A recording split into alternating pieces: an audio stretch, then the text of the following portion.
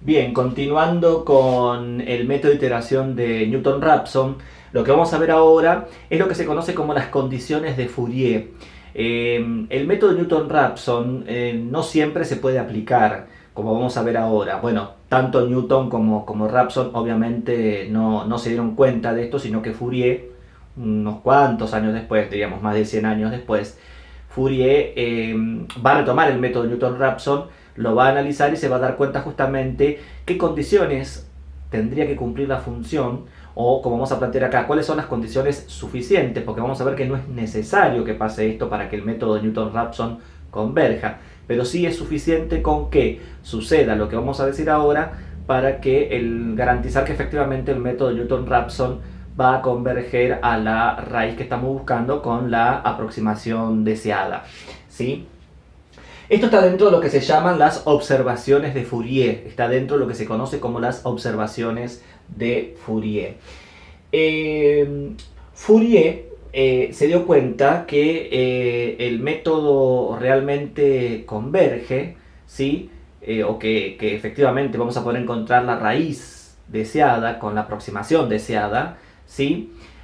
Siempre y cuando en el intervalo AB donde estemos trabajando, ¿sí? Intervalo abierto, ahora sí vamos a trabajar con el intervalo abierto AB, que sabemos que la raíz está ahí adentro, ¿sí? Si la derivada primera de la función, ¿se acuerdan que tenemos la ecuación f de x igual 0? ¿Sí? Entonces, si la derivada primera de la función f' de x dentro del intervalo AB tiene un signo determinado, eso significa que es creciente o decreciente, ¿sí? Y si la derivada segunda de f de x dentro del intervalo AB no se anula, porque si se anula, ¿sí? Uno puede pensar que en ese lugar efectivamente hay lo que se llama un punto de inflexión, es donde la curva cambia de curvatura, de ser cóncava positiva a cóncava negativa, ¿sí? O cóncava hacia abajo a ser cóncava hacia arriba o viceversa. Y ahí podemos estar en un problema. ¿Por qué? Porque como vamos a ver ahora, justamente, si dentro del intervalo abierto AB, donde sabemos que la raíz está dentro, la curva cambia de curvatura, es decir, tiene un punto de inflexión, corremos el riesgo, en la mayoría de los casos, no siempre significa que va a suceder, ¿sí? Pero en la mayoría de los casos vamos a tener que, a la hora de empezar a iterar con el proceso, es decir, a la hora de tomar como primer punto inicial un x sub 0, ¿sí? Que puede ser alguno de los extremos del intervalo, lo que podemos llegar a tener, o lo que puede llegar a suceder, es que las tangentes, las distintas tangentes, como habíamos dicho que era el proceso de Newton-Raphson, en vez de acercarse a la raíz, se alejan de la raíz. ¿Qué es lo que estamos mostrando acá? ¿Ven? Por ejemplo, sabemos que la raíz está dentro del intervalo cerrado AB, acá tenemos el intervalo AB, tenemos la raíz, tenemos la curva, fíjense, y igual a f de x, ¿sí? De la ecuación f de x igual 0, y fíjense lo que está pasando acá.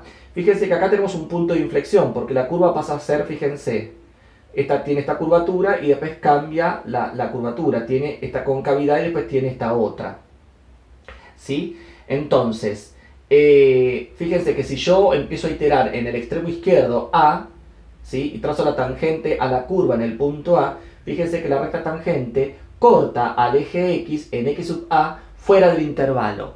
¿Qué significa? Que en vez de acercarme me voy a ir alejando. Porque si yo ahora tomo en X sub A, acá la curva viene así, si lo tomo en X sub A, voy a seguir trazando la próxima recta tangente que me va a dar del otro lado, ¿sí? Y cada vez me voy a ir alejando más de la raíz, me voy a ir alejando más de la raíz, no me voy a ir acercando. Y acá lo mismo, si yo lo hago en el extremo derecho, fíjense, en B, trazamos la tangente a la curva en el punto B, acá tenemos la tangente, corta el eje X en X sub B, que como vemos está fuera del intervalo. Nuevamente, tanto en el extremo A como en el extremo B, las rectas tangentes intersecan al eje X en puntos que me caen fuera del intervalo y por ende, en vez de ir acercándome a la raíz, me voy a ir alejando de la raíz. Es decir, que el proceso diverge. ¿Y todo por qué? Porque dentro del intervalo AB, que es donde está la raíz, hay un punto de inflexión justamente. Y en eso se dio cuenta Fourier. Entonces, Fourier lo que va a establecer, entre otras cuestiones, para que el proceso converja, es que dentro del intervalo AB donde yo voy a trabajar, si la curva tenga derivada primera, la función tenga derivada primera con un determinado signo, es decir, que sea toda creciente o toda decreciente, ¿sí? Y que además no tenga puntos de inflexión, para que justamente no me pase esto, para que a la hora de tomar como punto x sub 0 inicial el proceso de iteración, ya sea el extremo izquierdo o el extremo derecho, en vez de alejarme de la raíz, me vaya acercando efectivamente a la raíz. Bien, entonces, acá tenemos justamente lo que decíamos, que la derivada primera, ¿sí?, de f sea positiva o sea negativa, y que la derivada segunda sea distinta de 0 para todo x del intervalo abierto a b. Justamente eso es lo que Fourier se dio cuenta, ¿sí? Fourier se dio cuenta en el proceso de Newton-Raphson, ¿sí? Bien, entonces ahí va a aparecer lo que se conoce como la condición de Fourier, que como vemos es una condición suficiente. Es suficiente que suceda esto para garantizar que a la hora de trabajar con el proceso iterativo de Newton-Raphson y con un x sub 0 determinado, ¿sí?, efectivamente ese proceso iterativo me va a permitir encontrar la raíz con un error predeterminado en pocos pasos, ¿sí? Es una condición suficiente. ¿Qué significa? Que no es necesario que suceda esto. De hecho, hay ejemplos, ¿sí?, de ecuaciones donde no cumple con las condiciones de Fourier o con la condición de Fourier, y a pesar de todo el proceso de Newton-Raphson converge a la raíz. ¿Se entiende? Pero bueno, acá tenemos una condición suficiente. Es decir, si sabemos que se cumple esto, nos garantiza que efectivamente ese proceso iterativo, ¿sí?, va a ser convergente a la raíz, que es lo que justamente uno quiere garantizarse a la hora de trabajar con un proceso iterativo para resolver una ecuación. Bueno, ¿cuáles son las condiciones? Son dos y que obviamente están relacionadas con lo que acabamos de decir recién, ¿sí? Fíjense que lo que va a tener que pasar es que el producto, fíjense, en realidad es una sola. Lo que dice es esto: el producto de la función, por ejemplo, en el extremo a, el producto de la función en el extremo a por la derivada segunda en el extremo a, tiene que ser positivo. Es decir, tiene que tener el mismo signo. Tanto f de a como f segunda de a tienen que tener el mismo signo, ya sea las dos negativas o las dos positivas. Entonces, si sucede eso, vamos a tomar como punto inicial, como x sub 0 inicial con el cual vamos a empezar a iterar, vamos a tomar justamente como punto inicial el extremo izquierdo del intervalo, a.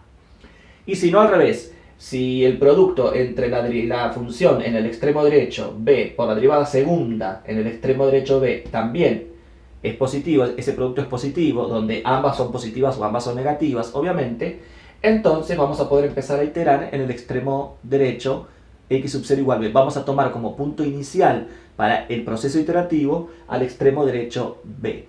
Pueden haber casos, pueden haber ecuaciones, ¿sí?, de la forma f de x igual 0. Repito, puede haber situaciones donde esto se cumpla en ambos extremos. Bueno, ahí uno elegirá si elige como punto inicial, como punto de partida, x sub 0 el extremo a o como x sub 0 el extremo b.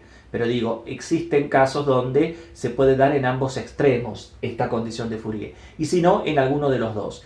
Y si no se da en ninguno de los dos, si tanto en A como en B no se da la condición de Fourier, entonces vamos a tener que trabajar con algún intervalo más chico que sabemos que el x de la raíz está ahí adentro, donde se cumpla, ¿sí?, en alguno de los extremos de ese nuevo intervalo se cumpla la condición de Fourier. En el caso que en los extremos, en ninguno de los dos se cumpla, trabajaremos con un intervalo más chico, ¿sí?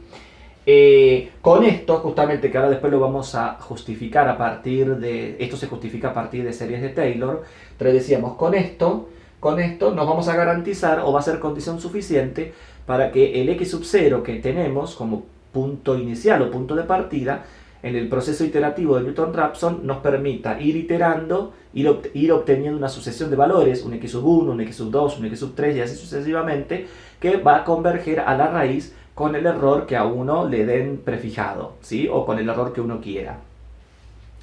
Recuerden que estos procesos, ya sea tanto como los que hemos visto como el de Newton-Raphson, ¿sí?, se terminan cuando el valor absoluto, el error absoluto aproximado entre dos aproximaciones sucesivas, es decir, módulo de un x sub i menos un x sub i más 1, ¿sí?, es menor o menor o igual que un error prefijado, o con el error porcentual, en el caso de que me pidan resolver una ecuación con un error menor o menor o igual que un 1%, un 5%, que eso ya lo hemos visto, ¿sí?, en el video anterior. Bueno, se sigue cumpliendo obviamente acá. Bien, entonces, a partir de esto, justamente, a partir de esto, de que el producto, ¿sí?, en alguno de los extremos del intervalo entre la función y su derivada segunda, tiene que ser positivo. Y además, lo que me va a importar es que dentro del intervalo AB, la derivada primera sea positiva o negativa, es decir, que la curva sea toda creciente o toda decreciente. Si empezamos a combinar todas las situaciones que podemos llegar a tener con derivada primera positiva o negativa, ¿sí?, y con derivada segunda positiva o negativa, que eso significa que va a ser cóncava positiva o cóncava negativa, ¿sí? Entonces, si empezamos a combinar todas esas situaciones, vamos a tener 4 casos, que son los 4 casos que estamos viendo acá. Y esos 4 casos, según el caso en el cual estemos, nos va a decir, bueno, qué x0 tomar. Si tomar como x0 el extremo izquierdo A o el extremo derecho B. En el primer caso, fíjense, ¿qué tenemos? Tenemos que la derivada primera es positiva, significa que la curva es creciente dentro del intervalo AB. La derivada segunda es negativa, significa que es cóncava hacia abajo, ¿sí? Entonces es creciente, cóncava hacia abajo. Como vemos, corta al eje X en el X de la raíz, ahí adentro. Entonces, fíjense que en este caso, la función f de x en el extremo izquierdo es negativa, f de a es negativa. La derivada segunda ya sabemos que es negativa, ahí adentro, ya sabemos que es negativa, ¿sí? Entonces el producto de f de a por f segunda de a, negativo por negativo me da positivo, se cumple la condición de Fourier. Entonces, en este caso vamos a tomar como valor inicial o como valor de partida del proceso iterativo a x sub 0 igual a, como x sub 0, el extremo izquierdo del intervalo. ¿Ven? Acá hemos tomado el extremo izquierdo, en el punto A trazamos la tangente, la primera tangente, y la primera tangente corta el eje X en un valor x sub 1, ya que x sub 0 es igual a A. El próximo valor x sub 1 es el que tenemos ahí, que está a la izquierda de la raíz, pero está muy cerquita de la raíz. Esta sería entonces la primera situación. Una curva creciente, cóncava hacia abajo. En el segundo caso, ¿qué tenemos? Nuevamente, la derivada primera es mayor que 0, significa que la curva nuevamente es creciente, pero ahora en vez de ser cóncava hacia abajo, es cóncava hacia arriba. Es decir, que la derivada segunda es positiva, en este caso, ¿sí? Entonces, si miramos bien nuestro dibujo, ahora la condición de Fourier se va a cumplir en el extremo derecho B. Fíjense que la función en B es positiva, y ya dijimos que la derivada segunda en el intervalo AB es positiva, así que la derivada segunda de f en B es positiva. Positiva por positiva es positiva. Entonces, en base a la condición de Fourier, en este caso, para una curva creciente cóncava hacia arriba, vamos a tomar como valor inicial del proceso iterativo x sub 0 igual a b. Vamos a tomar al extremo derecho como el valor inicial para el proceso iterativo. Tomando como x sub 0 igual al b, fíjense, acá trazamos la primera tangente a la curva en el punto B. Fíjense, la primera tangente que corta el eje X en el punto X1, en este caso está a la derecha de la raíz, acá lo tenemos, el X1, pero que está muy cerquita de la raíz. Entonces, primera situación, una curva creciente, cóncava hacia abajo. Como punto de partida vamos a tomar el extremo izquierdo del intervalo. Segunda situación, una curva creciente, cóncava hacia arriba. En este caso vamos a tomar como punto de partida el extremo derecho del intervalo, ¿sí? Bien, sigamos con los otros dos casos. Tercer caso, fíjense, ahora tenemos una curva decreciente, cóncava hacia arriba, es decir, que la derivada primera es menor a 0 y la derivada segunda es mayor a 0. Es una curva decreciente, cóncava hacia arriba, ¿sí? Bueno, en este caso, fíjense que vamos a tomar el extremo izquierdo como punto inicial, porque la función en A es positiva, la derivada segunda ya sabemos que es positiva dentro del intervalo AB, entonces positivo por positivo es positivo, así que vamos a tomar como punto de partida, como valor inicial del proceso iterativo, x sub 0 igual a el extremo izquierdo del intervalo.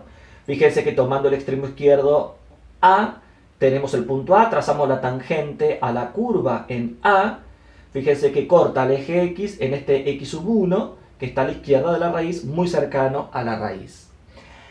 Bien, y como cuarto y último caso, ¿sí?, tenemos ahora nuevamente una curva decreciente, es decir, que la derivada primera es negativa, pero cóncava hacia abajo. La derivada segunda es negativa, ¿sí? En ese intervalo. Entonces, en este caso, fíjense que vamos a tomar el extremo derecho b, que es donde se cumple la condición de Fourier, ya que f de b es negativa, y la derivada segunda, ya sabemos que para cualquier x del intervalo AB es negativa. Negativa por negativa positiva, por ende vamos a tomar como punto de partida o como valor inicial x sub 0 igual b, que va a ser el extremo derecho. En el extremo derecho b, ¿sí?, trazamos la tangente a la curva en el punto B, acá la trazamos, corta el eje X en este punto que es X sub 1, que está a la derecha de la raíz, pero muy cerquita, muy cerca de la raíz. Entonces, los cuatro casos que se pueden dar con la condición de Fourier es una curva creciente, cóncava hacia abajo, en este caso tomamos como extremo izquierdo el valor inicial para empezar a iterar. Una curva creciente, cóncava hacia arriba, en este caso vamos a tomar el extremo derecho como punto inicial para empezar a iterar. Tercer caso, una curva decreciente, cóncava hacia arriba, vamos a tomar el extremo izquierdo para empezar a iterar.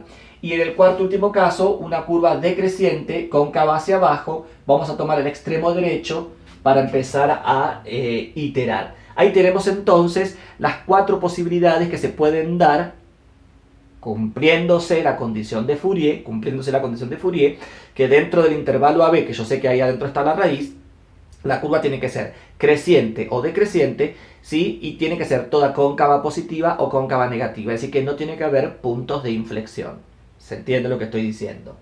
¿Sí?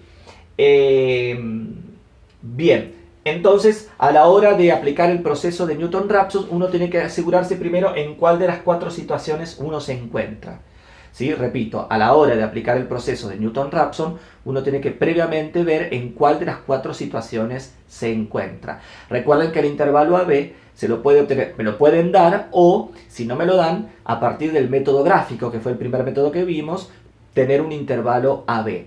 Y como decía yo acá, puede pasar que en los dos extremos se cumpla la condición de Fourier, entonces en ese caso uno elegirá uno de los dos extremos, ¿sí? O puede pasar que en ninguno de los dos extremos se cumpla la condición de Fourier, en ese caso, y conociendo el método gráfico, ¿sí?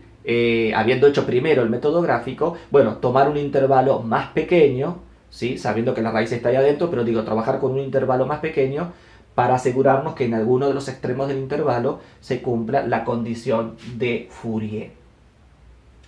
Bien, vamos a ver justamente la demostración. La demostración es muy sencilla y es utilizando series de Taylor. La demostración es muy sencilla, repito, y es utilizando series de Taylor. Esto de por qué justamente el producto de la función en un punto por su derivada segunda tiene que tener el mismo signo, ¿sí? Tiene que tener el mismo signo, es decir, que el producto por qué tiene que ser positiva. Decíamos, la demostración es a partir de las series de Taylor. Vamos a hacer el desarrollo de Taylor alrededor de x igual a. En este caso, esta demostración está hecha con respecto al extremo izquierdo, pero se puede hacer lo mismo con respecto al extremo derecho, ¿sí? Es lo mismo, ¿eh? Pero acá lo estamos haciendo con respecto al extremo izquierdo. Decíamos entonces, por serie de Taylor alrededor de x igual a. Lo que hacemos que es desarrollar f de x, porque se acuerdan que la ecuación original es de la forma f de x igual 0. ¿Sí? Así que la que desarrollamos por Taylor alrededor de x igual a es f de x, obviamente. ¿Sí? Entonces, acá simplemente vamos a hacer la serie de Taylor, ¿sí? De orden 2 nada más. Fíjense que la derivada más alta va a ser la derivada segunda. Y esa es la que nos va a dar, la que vamos a trabajar, lo que nos va a dar el error o término complementario o resto. Porque se acuerdan que en el desarrollo de Taylor yo puedo cortar donde quiera, ¿sí? Y si yo corto en un determinado término, el próximo término justamente lo que me va a dar es el error o término complementario o resto, de manera aproximada, obviamente, ¿no? Entonces, acá lo que vamos a hacer es trabajar con Taylor de orden 2, alrededor de x igual a. Entonces tenemos f de x igual a f de a, más la derivada primera de f en el punto a por x menos a, más la derivada segunda en un cierto psi, esta es la letra griega psi, que es la forma de la vigorita. Decíamos, la derivada segunda en un psi sobre factorial de 2, que es 2, por x menos a al cuadrado, donde psi justamente, psi está entre el punto alrededor del cual uno desarrolla la serie y entre, decíamos, en el punto alrededor del cual donde uno desarrolla la serie y el punto en donde uno quisiera calcular la serie, ¿sí? En donde uno quisiera calcularla. Este valor psi yo no lo conozco, yo lo que sí sé que se encuentra entre A y X. A es dato, obviamente que A es dato y X es una incógnita, ¿sí? Que es donde justamente yo quiero calcular la función. Que obviamente que lo que estamos buscando es la raíz, ¿no? La raíz de la ecuación f de x igual 0. O donde la función f de x corta o interseca al eje x, ¿sí?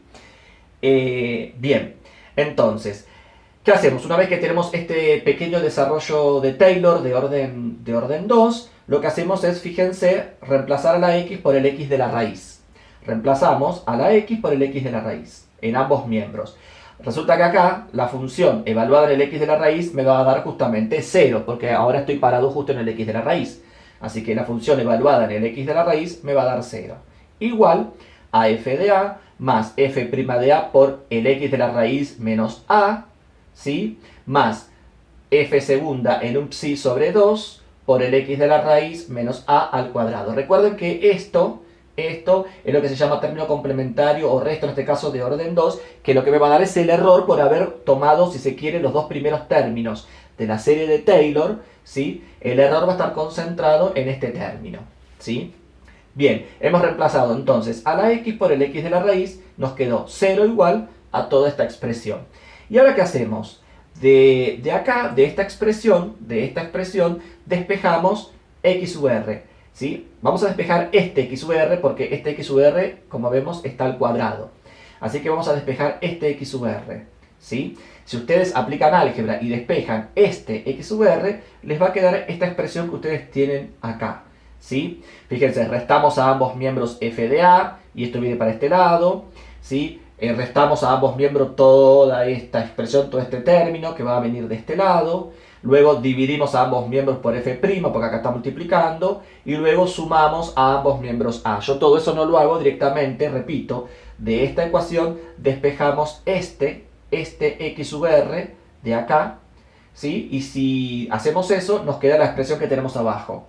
El x de la raíz va a ser igual a menos f en a sobre f' en a menos la derivada segunda de f en un psi por el x de la raíz menos a al cuadrado, todo sobre 2 veces f' en a. Recuerden que el psi yo no lo conozco, está entre el punto a, que sí lo conozco, y un x, que es donde lo quiero calcular, ¿sí? Pero si ustedes observan bien esta expresión que ustedes tienen acá, fíjense que el x de la raíz es igual a esto, pero resulta que esto tiene la forma, tiene la estructura del proceso iterativo de Newton-Raphson. ¿Se acuerdan? ¿Sí? ¿Se acuerdan del proceso iterativo de Newton-Raphson? ¿Se acuerdan que era de la forma x sub i más 1 era igual a x sub i menos f en x sub i sobre f' de x sub i? Bueno, esto está hecho en a justamente. ¿Qué significa entonces? Que estos dos primeros términos, ¿quién es? Es el x1 justamente, que es la primera aproximación. Repito, a menos f de a sobre f' de a, esto es justamente x sub 1, que es la primera aproximación.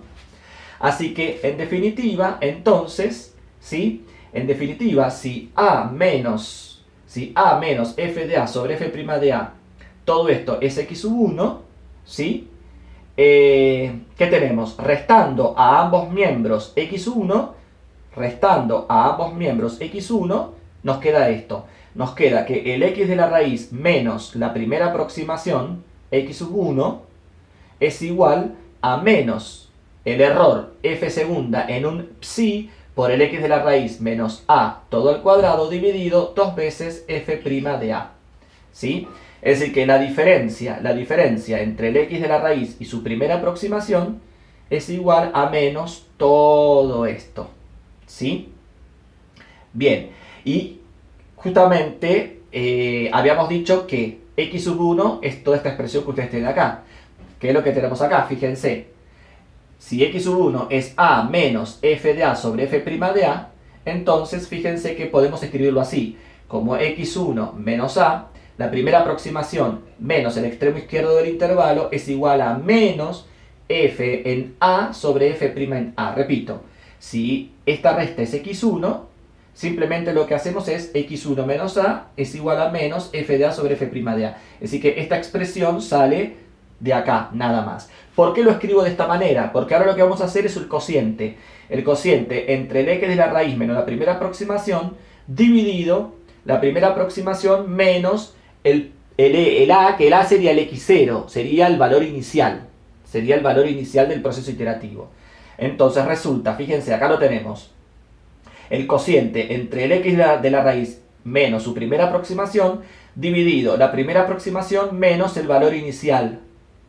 ¿Sí? Bueno, si el numerador es todo esto, el numerador de este cociente es todo esto, y el denominador de este cociente es todo esto, bueno, si hacemos esto dividido esto, es decir, este cociente dividido este otro, menos dividido menos se hace más, bueno, se van a simplificar las derivadas primeras y nos va a quedar esto que ustedes tienen acá.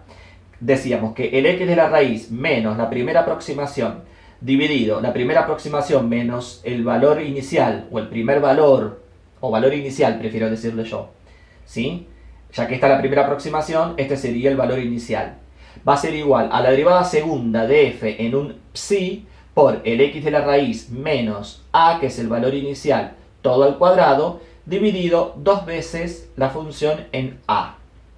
¿Sí? Pero si ustedes miran bien, ¿qué vamos a tener acá? Justamente, lo que vamos a tener acá es que este cociente es igual a este otro. Este x sub r menos a al cuadrado siempre va a ser positivo.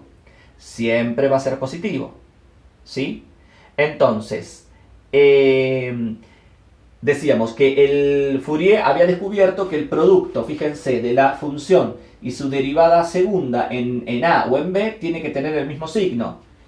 Y es lo que estamos teniendo acá, fíjense, salvo el 2, acá tenemos la función en a y acá tenemos la derivada segunda en un cierto psi que está entre a y x.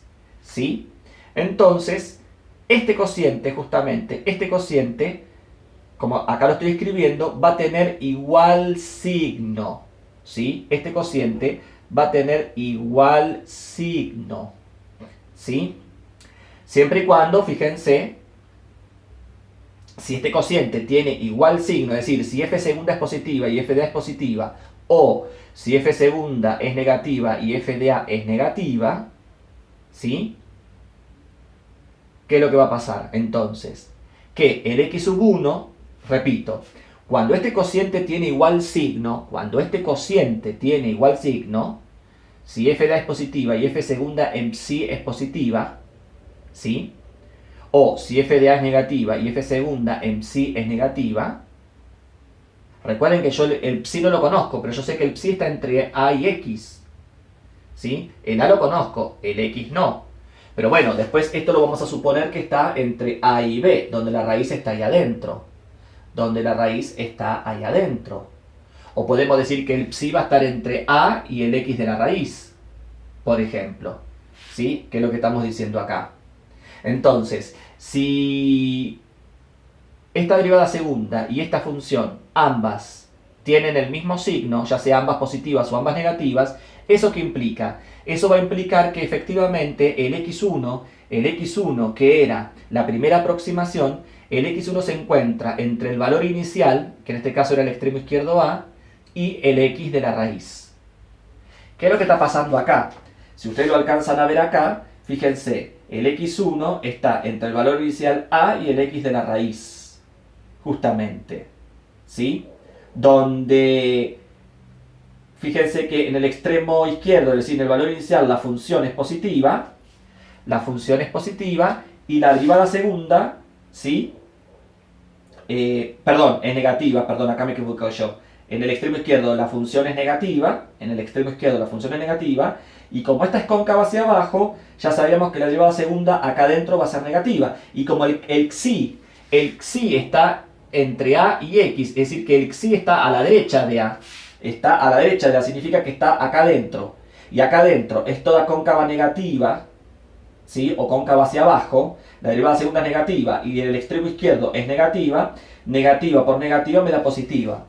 Esto es negativo, este cociente, ¿sí? Es positivo, son de igual signo, eso significa que el x sub 1, que es a partir del x0, el próximo valor que voy a obtener, La próxima aproximación que voy a obtener va a estar entre el valor inicial con el cual empecé a iterar y el x de la raíz. Ya sea, esta explicación yo la estoy mostrando con este ejemplo, pero se cumple con este ejemplo, con este ejemplo y con este ejemplo. En vez de trabajar en A, lo hacemos todo alrededor de B, va a pasar exactamente lo mismo. Va a suceder exactamente lo mismo. De acá justamente, de acá surge, o de acá Fourier se da cuenta que esto y esto tienen que tener el mismo signo, que es lo que está escrito ahí arriba. Tienen que tener el mismo signo para justamente garantizarme que el x1, que es el valor que le sigue al x0, va a estar entre x0, que es el valor inicial, en este caso sería a, y el x de la raíz. Es decir, que el x1 va a estar más cerca de la raíz que el x0, cuando pasa justamente esto que ustedes tienen acá. Esta demostración también la tienen en el texto de Sadowski. Está en todos los textos de cálculo numérico. No en el de García Merallo, ¿no? En ese no aparece. Directamente muestra el método y nada más. Pero en el texto de Sadowski, ¿no? Que ustedes ya tienen, o en el texto de Burden-Faires, o en el de Demidovich, digo, en los textos de cálculo numérico o análisis numérico avanzados, aparece esta demostración y esta justificación de la condición de Fourier, que como decíamos es una condición, recuerden, es una condición suficiente, no necesaria. Es suficiente que suceda esto para tomar un x sub 0 inicial como extremo izquierdo o extremo derecho y que al empezar a iterar, el proceso iterativo efectivamente va a converger a la raíz, que es lo que estamos buscando. Pero fíjense que a partir de esto también, a partir de esto, o a partir de lo que tenemos escrito acá arriba, podemos obtener otra conclusión más. Podemos, por ejemplo, calcular el error intrínseco del método Newton-Raphson. ¿Sí? El error que uno cometería con el método Newton-Raphson o por utilizar el método Newton-Raphson a la hora de encontrar la raíz de una función o la solución de una ecuación. ¿Sí?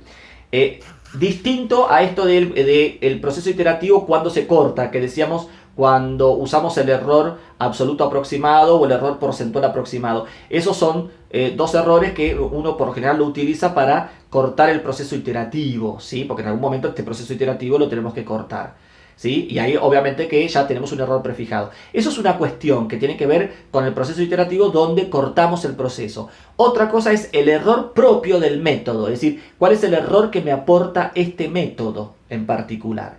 ¿Sí? ¿Se puede calcular? Sí, se puede calcular y fíjense que lo tenemos acá. Fíjense que acá teníamos que el x de la raíz menos la primera aproximación es igual a menos la derivada segunda en un psi, ¿sí? Por el x de la raíz menos el valor inicial, en este caso era el extremo izquierdo, al cuadrado, dividido dos veces la derivada primera en el extremo izquierdo. Bueno, ¿qué es lo que hacemos? Tomamos módulo a ambos miembros, es decir, buscamos una cota. Del momento que tomamos módulo, lo que vamos a hacer es buscar una cota o buscar cotas. ¿Por qué? Porque acá hay ciertas cosas que nosotros no las conocemos. Por ejemplo, la derivada segunda en un psi, como yo sé que psi está entre a y un x, en este caso el x de la raíz, digo, el psi yo no lo conozco, entonces la derivada segunda en ese psi tampoco la conozco, pero lo que tenemos que hacer es tomar alguna cota, ¿sí? Como también, por ejemplo, el x de la raíz menos a.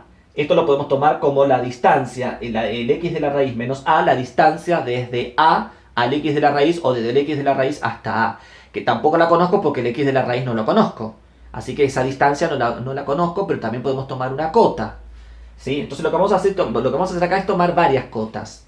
Entonces, decíamos, lo primero que hacemos es tomar módulo a ambos miembros. ¿Sí? Módulo de esto sería módulo del x de la raíz menos la primera aproximación, a eso lo vamos a llamar epsilon, que sería el error propio del método, igual al módulo de todo esto, ¿ven? Acá lo tenemos, módulo de menos la derivada segunda en un psi por x de la raíz menos a al cuadrado, todo sobre 2 por la derivada primera en a, ¿sí?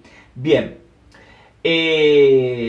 bueno, este menos que tenemos acá ya puede salir, y ahora lo que vamos a hacer, decíamos, es tomar cotas. Fíjense acá, x sub r menos a sería la distancia, ¿sí?, que hay desde la raíz hasta el extremo a, o hasta el valor inicial con el cual empezamos a iterar hasta el x sub 0, que en este caso fue el extremo izquierdo del intervalo a. Decíamos entonces, x sub r menos a es la distancia desde el x de la raíz a el número a. Como yo el x de la raíz no la conozco, entonces, fíjense, como esta distancia, la distancia entre a y el x de la raíz, esta distancia yo no la conozco, ¿qué voy a tomar como cota? Como cota voy a tomar directamente la longitud del intervalo AB. ¿Por qué? Y porque justamente esta distancia, la distancia de a al x de la raíz, esta pequeña distancia, es obvio que va a ser más chica que la distancia de a b, porque la raíz está ahí adentro. ¿Se entiende? Entonces, como cota de x sub r menos a, vamos a tomar la longitud del intervalo AB. A la longitud del intervalo AB llamémosla de alguna manera, h. Entonces, como cota de x sub r menos a al cuadrado, ¿qué va a ser? Va a ser h al cuadrado. De ahí sale h al cuadrado, h es la longitud del intervalo AB.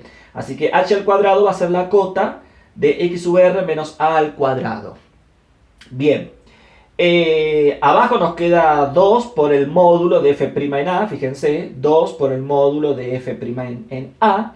Y acá, donde dice f segunda en un psi, ¿sí? Acá también vamos a tomar una cota, que es lo que tenemos escrito acá, fíjense, acá dice módulo de f segunda de x, para todo x del intervalo AB, la derivada segunda de f de x para todo x del intervalo AB, en valor absoluto tiene que ser menor que un cierto valor k.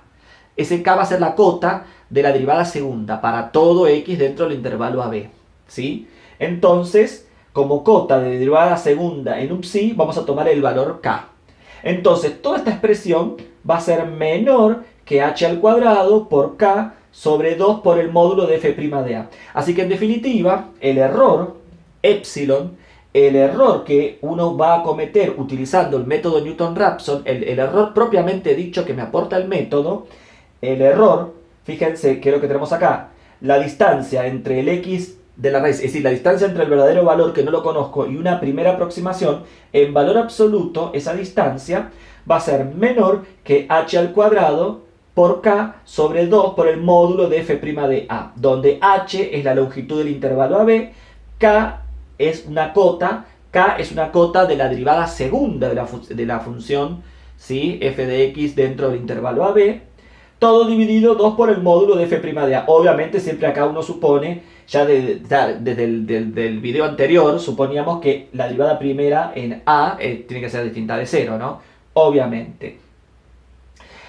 Entonces, por ejemplo, uno comienza a iterar, ¿sí? Y obtiene un primer valor. Entonces, con este primer valor ya podemos, reemplazarlo acá, podemos obtener o podemos saber aproximadamente qué error vamos a cometer. Comienzo con un x1, comienzo con un x0, lo meto en el proceso iterativo, tengo un x1, con ese x1 lo meto en el proceso iterativo, obtengo un x2 y así sucesivamente. ¿Sí? Obviamente que a medida que vayamos obteniendo más valores, x1, x2, x3, x4, que es la sucesión de valores que convergen a la raíz, el error más pequeño va a ser. Pero claro, si yo miro esta fórmula, h siempre es la longitud del intervalo AB. Y k siempre va a ser la cota de la derivada segunda. Es decir, que yo acá tenga un x1, un x2, un x3, un x4, parecería ser que esto no me va a variar nunca. Y efectivamente no me va a variar nunca. Pero ¿podemos ir achicándolo, el error? Sí. A partir del x1, del x2, del x3, del x4, sí. Podemos ir achicándolo. ¿A qué me refiero con esto? A lo que me refiero, por ejemplo, lo muestro acá. ¿Sí? Supongamos que yo tengo el intervalo, estoy inventando, tengo el intervalo 2, 3. 2, 3. ¿Sí? Y supongamos que yo acá encontré el intervalo entre 2 y 3, el x1 me da 2,2745. Estoy inventando. Digo 2, 3, acá está el x la raíz, y el x1 me da 2,2745. Entonces, cuando acá pongo h, que es la longitud del intervalo AB, la longitud entre 2 y 3 vale 1. Pero digo, está bien, para el primer valor que yo obtengo, me sirve. Ahora, cuando yo con este x1 lo meto en el proceso iterativo y voy en busca del x2, ¿sí? Entonces, cuando tengamos módulo del x de la raíz menos el x2, ahora, como h, en vez de ser el intervalo AB, en vez de calcular la longitud del intervalo AB, ahora voy a calcular una longitud más chica. La longitud, ¿qué va a ser? ¿Sí? Va a ser la longitud, ¿sí? Por ejemplo, decíamos que x1, ¿se acuerdan que x1 era, dijimos que era 2,2745? Bueno, entonces, ahora en vez de trabajar con la longitud del intervalo 2, 3 para la primera, en el paso que le sigue voy a trabajar con el intervalo, en vez de ser 2,2745 directamente, 2,273. 2,273. Trabajo con un intervalo más pequeño, así que h ahora es la longitud entre 2,27 y 3. Cuando acá tengo un x2. Una vez que tengo el x2 voy en busca de un x3. Y supongamos que un x3 me da por ahí por el medio. Entonces trabajo con un intervalo más chico. Mi h va a ser más chico. ¿Qué significa? Que el h va a ser cada vez más chico porque va a depender de los valores que yo voy obteniendo. Del x1, el x2. El primer valor con el x1 voy a trabajar con el intervalo AB. Que es lo que dice ahí. Pero cuando ya obtengo un x2 voy a trabajar con un intervalo más chico. Así que h va a ser la longitud de un intervalo más chico. Cuando obtengo el x3, h va a ser la longitud de un intervalo más chico. Y así sucesivamente. El k va a ser siempre el mismo, que es la cota de la derivada segunda. El k va a ser siempre el mismo. Y la derivada primera de f en a siempre va a ser la misma. Lo que me va a ir cambiando es el h. Pero ¿qué voy logrando con eso? Lo que voy logrando es que la distancia entre x sub r y x1, entre x sub r y x2, entre x sub r y x3, entre x sub r y x sub 4, es decir, la distancia entre el verdadero valor y cada uno de los valores de esa sucesión convergente, en valor absoluto va a ser menor y este numerito va a ser cada vez más pequeño. Porque como me va a ir variando h, ¿sí? Porque cada vez voy a ir tomando un intervalo, si se quiere, un intervalo más chiquito. Cada vez voy a ir tomando un intervalo más chiquito, ¿sí? Entonces, como voy a ir tomando un intervalo más chiquito, a medida que vaya obteniendo el x1, el x2, el x3, el x4, voy a ir trabajando con un intervalo más chiquito, la longitud va a ser cada vez más pequeña, entonces este cociente se me va a ir achicando, y voy obteniendo un error cada vez más pequeño, ¿sí? Un error cada vez más pequeño o un error relativo al valor que yo estoy obteniendo. Es decir, que con x sub 1 tengo un cierto error, con x sub 2 voy a tener otro más pequeño, con x sub 3 voy a tener otro más pequeño, y tiene que ser así, porque a medida que me vaya acercando a la raíz, el error tiene que ser cada vez más pequeño. La distancia entre cada uno de esos valores de esa sucesión convergente, recuerden que arranco con un x0, x1, x2, x3, x4 y así sucesivamente. La distancia, ¿sí?, entre esos x y la raíz tiene que ser cada vez más pequeña. En valor absoluto tiene que ser cada vez más pequeña. Y esa distancia la puedo medir con esto que ustedes tienen acá, ¿sí? Eso sería entonces el error que yo cometo propio del método. Es decir, este método, al trabajar con este proceso iterativo a partir de un x sub 0, que lo voy a elegir utilizando la condición de Fourier, una vez que tengo el x sub 0, lo meto en el proceso iterativo, obtengo un x sub 1, con este x sub 1 obtengo este error, ese x sub 1 lo meto en el proceso iterativo, obtengo un x sub 2. La distancia entre el x sub r y el x sub 2 va a ser menor que otro error más pequeño en base a lo que les dije recién. Y así sucesivamente. En algún momento voy a cortarlo. ¿Cómo lo corto? Ya dijimos, lo corto cuando el error absoluto aproximado o el error porcentual aproximado, que ya lo vimos en videos anteriores, va a ser menor o menor igual que un cierto error que a mí me van a decir de antemano, ¿sí? Esos errores, cualquiera de los dos, me van a permitir saber cuándo corto el proceso iterativo. Bien, eso por un lado. Esos errores me dicen cuándo corto ese proceso iterativo, y una vez que yo lo corté ahí, el último valor que yo obtuve tiene un error tanto, pero dado por esos errores absoluto aproximado o porcentual aproximado. Eso es una cuestión. Y la otra cuestión es, bueno, con ese último valor, ya sea un x sub 4, un x sub 5, supongamos que fuera un x sub 5, el último valor que yo obtuve, bueno, lo pongo acá, trabajo con esto y bueno, ¿cuál es el error del método con ese x sub 5? Es decir, si yo tomo como x sub 5 como aproximación a la raíz, bueno, este método, ¿qué error me aporta? ¿Sí? Y obviamente que ese error que me va a aportar tiene que ser, no necesariamente va a ser el mismo que el error absoluto aproximado o que el error porcentual aproximado, pero obviamente, fíjense, porque esto que tenemos acá es un error absoluto, ¿sí? Es un error absoluto, pero digo, este error obviamente que tiene que estar muy cerca, del error absoluto aproximado, ¿sí? Tiene que estar muy cerca del error absoluto aproximado. No necesariamente va a ser el mismo, podría, pero no necesariamente va a ser el mismo, pero tiene que estar muy cerca, porque ven, esto que está escrito acá es el error absoluto. Y nosotros para el corte vamos a trabajar con el error absoluto aproximado, ¿sí? Por eso entonces estamos diciendo que este valor, por ejemplo, para un x sub 5 dijimos, para un x sub 5, este valor tiene que estar muy cercano o muy parecido que el error absoluto aproximado que nosotros utilizásemos para, o que hubiéramos utilizado para cortarlo justamente en x sub 5. Van a ser muy parecidos, pero son errores diferentes. Una cosa es el error absoluto aproximado o el error porcentual que nos permite cortar el proceso iterativo, y otra cosa es este error que es el dado por el método. Es decir, al utilizar este método, al utilizar el x sub 0 como extremo izquierdo y al empezar a iterar, bueno, ¿qué error cometo? El método me dice que yo voy a cometer este error. ¿Se entiende lo que estoy diciendo? Este yo no lo uso para... ¿Se puede utilizar para cortar el proceso iterativo? Sí, pero lo que pasa es que como acá hay que trabajar con una cota y hay que ir calculando las longitudes de esos intervalos cada vez más pequeños, es más laborioso.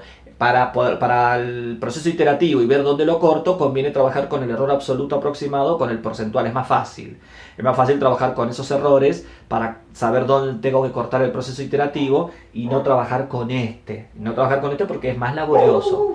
Es más laborioso y aparte acá se corre el riesgo de que la derivada segunda en valor absoluto yo la acote mal, es decir, que el valor k que yo estoy usando esté mal hallado, ahí hay que tener mucho cuidado, por eso hay que tener mucho cuidado, y también depende de la f de x, porque si la f de x es media fea, imagínense que yo acá tengo que hacer la derivada segunda en valor absoluto menor que un cierto k, buscar ese k, resolver esa inecuación o buscar ese k no es para nada sencillo. Si la f segunda es bastante fea, su derivada, bien digo, si la derivada segunda de la f es bastante fea, en valor absoluto menor que k, y no es tan sencillo encontrar esa cota k, no es tan sencilla. Por eso que, por lo general, uno no se mete con este error, y trabaja más con el error absoluto aproximado o el error porcentual aproximado para ver dónde cortamos el proceso iterativo. Pero bueno, quiero que sepan que existe. Quiero que sepan que el método me aporta un error a medida que yo voy obteniendo los distintos valores de esa sucesión convergente. Bueno, para cada valor de esa sucesión convergente tengo una fórmula que me permite poder encontrar el error. No es sencilla, nadie dice que es sencilla. De hecho, yo ya dije en el primer video que toda la parte de error y toda la parte de convergencia es un tema muy interesante, pero desde el punto de vista matemático es muy pesado. Todo lo que es convergencia y convergencia de procesos iterativos realmente es un tema muy interesante, pero desde el punto de vista matemático es muy pesado, ¿sí? Tiene sus vericuetos y sus justificaciones. Bueno, con esto entonces damos por terminado el método de Newton-Raphson. Espero que se haya entendido entre el video anterior y este video, ¿sí? Ya tienen entonces, a la hora de aplicar el método de Newton-Raphson, ya tienen la condición de Fourier. Siempre conviene verificar la condición de Fourier. El intervalo AB lo sacamos del método gráfico. Si me lo dan, no hace falta. Si me dicen que la raíz está dentro del intervalo AB, ya no hace falta. Directamente voy a verificar la condición de Fourier para ver si empiezo a trabajar con el extremo izquierdo o con el extremo derecho. Si el intervalo AB no me lo dan, lo sacamos del método gráfico, ¿sí? Y verificamos la condición de Fourier para ver con cuál empezamos a trabajar. ¿Se entiende lo que estamos diciendo? ¿Sí? Y bueno, y después los casos que puedan suceder, que en los dos extremos se verifique la condición de Fourier, entonces uno elegirá alguno de los dos, o si en ninguno de los dos se verifica, entonces ahí, teniendo en cuenta el método gráfico, achicaremos el intervalo, ¿sí? AB, tomaremos otro intervalo AB más pequeño, que sepamos que la raíz está ahí adentro, donde ahora sí, en alguno de los extremos de ese nuevo intervalo se cumpla la condición de Fourier para ver qué x0 vamos a tomar para empezar el proceso iterativo. Pero en eso consiste la condición de Fourier o las observaciones de Fourier para el método de Newton-Raphson. El método de Newton-Raphson es un método de convergencia rápida, en pocos pasos se obtiene la solución que uno está buscando con la precisión que uno quiere, pero siempre teniendo en cuenta estas observaciones, porque el método de Newton-Raphson puede fallar también. En el próximo video vamos a ver el último de los métodos, que es un método clásico, ¿sí? Que es el método del punto fijo, que también tiene que ver con una cuestión geométrica, pero que es muy interesante y aporta algunas características que también son interesantes a la hora de resolver una ecuación y ver cómo es la convergencia y ver cómo esa sucesión de valores, ¿sí? Se van acercando a la raíz, que es la que estamos buscando. Pero eso lo vamos a ver entonces en el próximo video, el método del punto fijo. Espero que esto se haya entendido. Cualquier pregunta, como siempre, por correo, tanto al jefe de trabajos prácticos como a mí, nos pueden consultar. Y ahora lo que queda es practicar qué tienen como para resolver ecuaciones por el método de Newton-Raphson. Nos vemos entonces en el próximo video.